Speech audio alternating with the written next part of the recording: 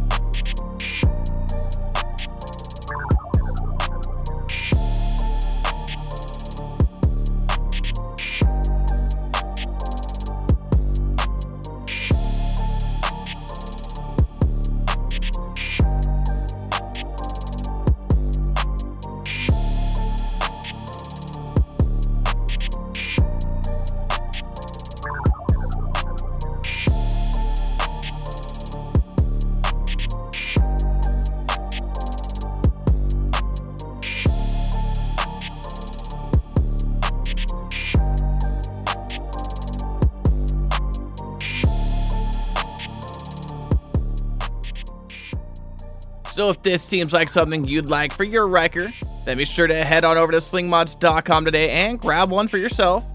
And don't forget to like, subscribe, and hit that notification bell so I can keep you up to date on everything Ryker.